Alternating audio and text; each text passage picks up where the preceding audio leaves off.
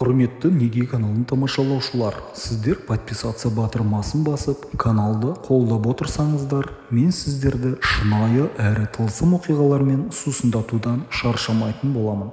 Ендеше кеттік. Бұл оқиға менің қайнағамның басынан өткен еді. Бірде қайын жұртқа қыдырып барған едім. Әдеттегіше қызы мен күйеу баласын, жиендерін қайын жұртым ерекше күтіп алды. Ол кезде аздап сыралататын әдетім бар еді. Бұл жағынан қайнағам екеуміздің ойымыз бір жерден шығатын. Әдеттегідей дүкеннен бір сөмке сыраны салдырата алдырған соң, кешкісін бақшаның аяғына барып отырып, қызу әңгімені бастадық. Біраз тақырыптарды сапыра келе, әңгіме ауаны тылсымға қарай ауысты. Бұл қайнағам кезінде әскерде Ресей маңында әуе десанттық әскерінде болған екен. Жастайынан бұзық әрі бой десең бойы бар қайнағам қатарының алды болып, өзі сұранып әуе десанттық әскеріне аттаныпты.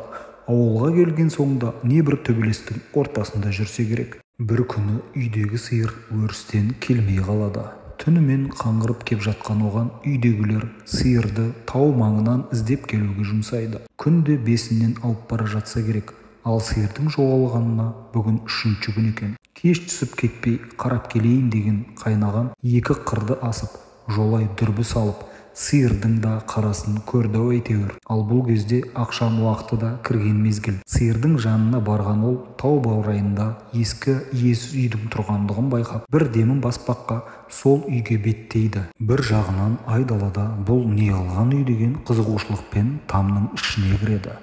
Алғашында төбесі жоқ болып көрінген үйдің арғы бөлмесіне өткенде, соңғы бөлменің үсті жартылай әжептәуір шатырмен жабылған қалдығын көріп, күннен қорғанып, сол көлеңкеге жарты сағат жата тұрмақ болады. Ал сиыр үй жанындағы бұлақтың маңында күйіс қайтарып, емін-еркін жатқан болатын.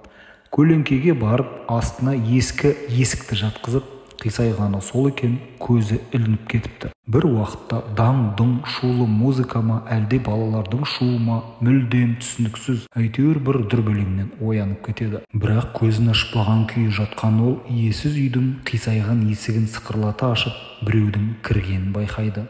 Қайнағам сол тұсқа қарап жатқандықтан көзін байқатпай, сығырайтып қана ашып жата береді. Сұлбаны тек бұлдырата көріп жатыр. Сөйткенше екінші мақұлық та әлгі біріншісінің соңынан бұл жатқан бөлмеге енеді. Екеуі аздап сыбырласып қана сөйлеседі. Осы ма дейді біріншісі. Екіншісі, иә, бірақ абайла, қалтасында пышақ бар екен дейді. Пышақтан тайсалды ма, бір мезетте іле-шала екеуі де қалт тұра қалысты.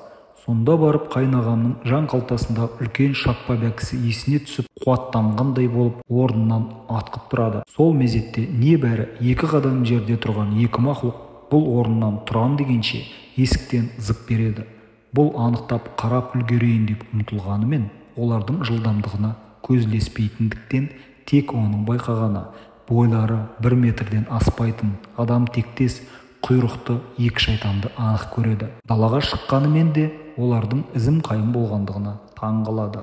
Бұл уақытта қараңғы түскен болатын.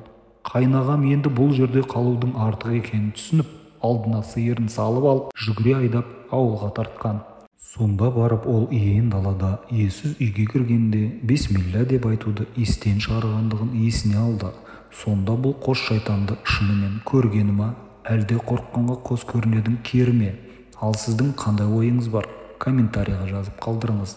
Пікірлерді оқимын, жауап беруге тырысамын. Каналдағы қызықты әңгімелер ұнаса, лайықты түрде лайк басып, пікір қалдырайық. Себебі бұл әңгімелер ешқандай да аңыз емес. Өзімнің басымнан өткен, немесе жақындар мен таныстарымның басынан өткен шым-шытырлық әсерлі оқиғалар, әлем құпияға толы.